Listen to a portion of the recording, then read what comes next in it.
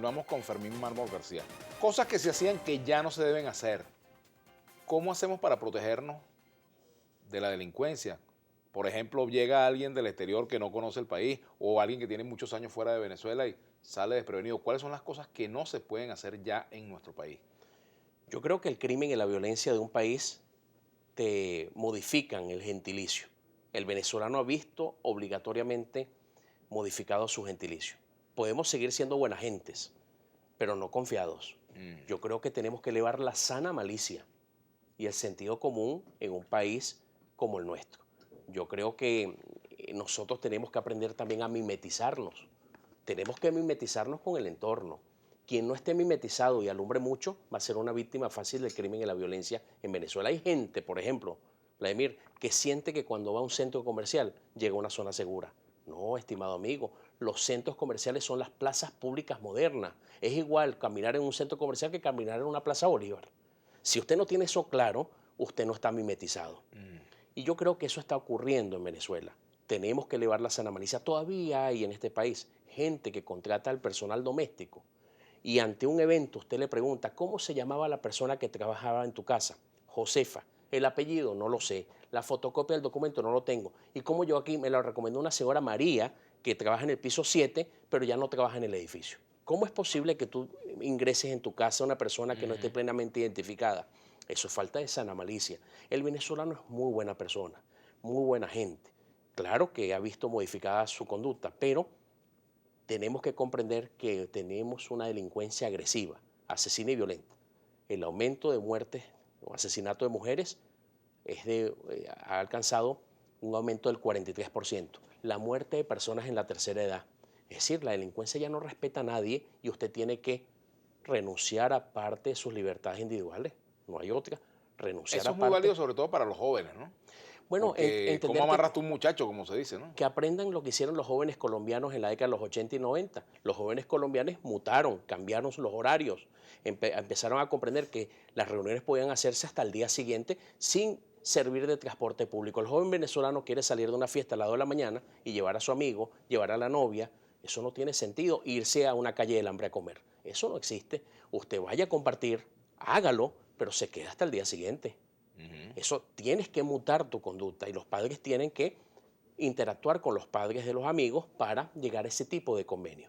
Y eso no está ocurriendo en Venezuela. Todavía tenemos un joven muy desinformado y el llamado a los padres. Rescatemos los comedores en nuestros hogares. Tenemos que conversar de temas importantes en La nuestro... sobremesa. La sobremesa, tenemos que hablar del rendimiento escolar, de temas sexuales, pero también de temas de seguridad ciudadana. Hay que hablarlo en los comedores. Ahorita todo el mundo, a través de un teléfono inteligente o un computador, estamos aislados en los hogares. Rescatemos los comedores. Pero, Vladimir, yo quería decir que lo más importante, a mi criterio, para los venezolanos, es distinguir en ser un habitante de un país y un ciudadano de un país. El habitante es un ser sumiso, un ser obediente, un ser que se conforma, un ser que piensa que así hemos vivido en Venezuela siempre y que así viven los latinoamericanos. Los ciudadanos no son así. El ciudadano sueña con algo mejor. El ciudadano premia las políticas públicas correctas, pero demanda y protesta las políticas públicas incorrectas.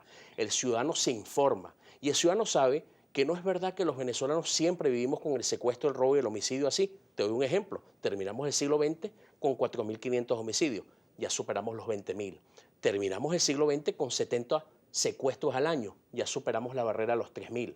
Eso para poner ejemplos. 3.000 secuestros al año. Al año. Tenemos una tasa de 10 secuestros por cada 100.000 habitantes en un país de 30 millones de habitantes. Y con esa tasa vamos a llegar al séptimo puesto de los 10 países con más secuestros de todo el planeta Tierra. Entonces, lo que hace un ciudadano es saber que así no hemos vivido siempre en Venezuela, que eso no es verdad. Y que no es verdad que los colombianos, los mexicanos y los brasileños viven igual que nosotros. No es cierto porque está documentado. Y el ciudadano tiene derecho, insisto, a soñar que pueden venir tiempos mejores, pero también a procurárselos a través del voto, a través de la protesta pacífica, a través de las conversaciones, a través de hacer patria. Ahora, en cuanto a recomendaciones concretas, por ejemplo, ¿qué hacer cuando vas por la Cota Mil o por cualquier autopista? Puede ser en Valencia o puede ser en, qué sé yo, en Caracas Sí. o en Aragua. Y hay algún vehículo que te quiere bloquear el paso. ¿Qué debes hacer? Sí. Detenerte, ¿no? O sea, ¿cuáles son las reacciones frente a una cosa como esta? Yo daría una recomendación sobre el tema de la red vial en Venezuela. Yo creo que la red vial de Venezuela, sobre todo las interestatales, no podemos transitarla de noche. Esto le está dado al estamento de la Policía Nacional Bolivariana. La Policía Nacional Bolivariana es la que tiene la custodia de las autopistas y las arterias viales interestatales. Y no se da abasto, no tiene la presta operacional para cuidarnos las 24 horas. Yo creo que, visto lo que está pasando en Venezuela, la nocturnidad por esas vías hay que reducirla a lo mínimo. Ya el sector privado prohíbe a sus empleados, a sus ejecutivos, transitar la Troncal 9. Es decir, todos los ejecutivos que tengan que ir al oriente tienen que hacerlo por vía aérea.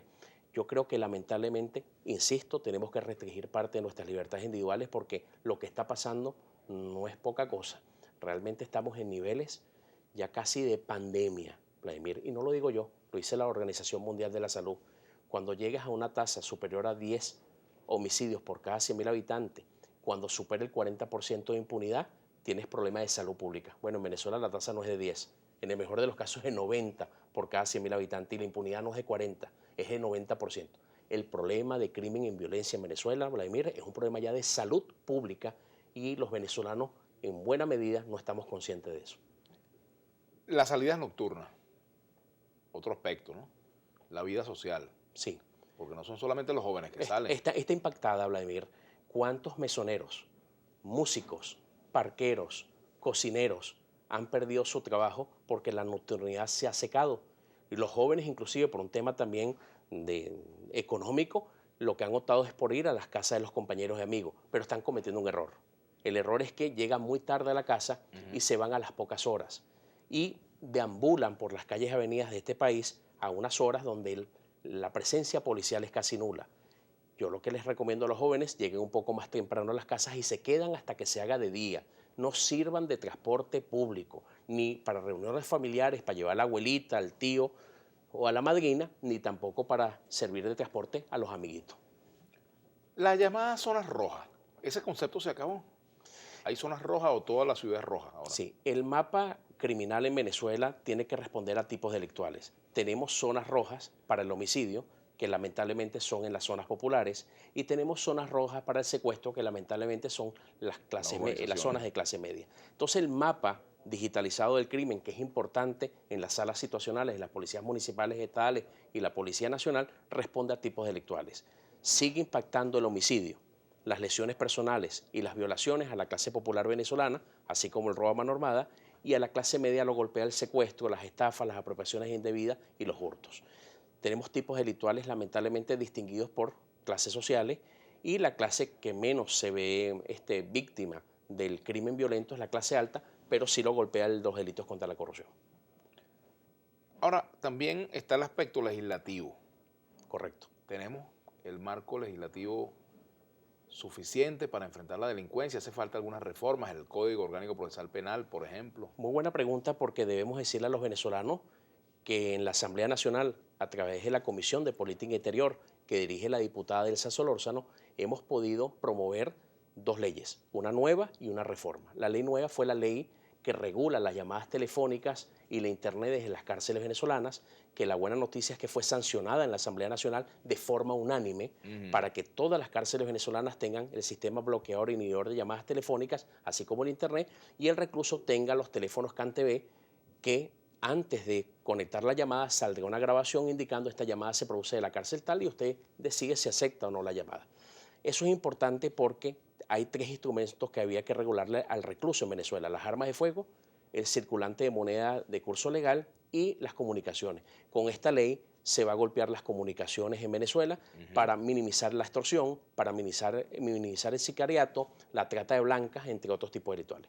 La segunda ley es una reforma, que es la reforma a la ley del servicio de policía, que no es poca cosa, Vladimir.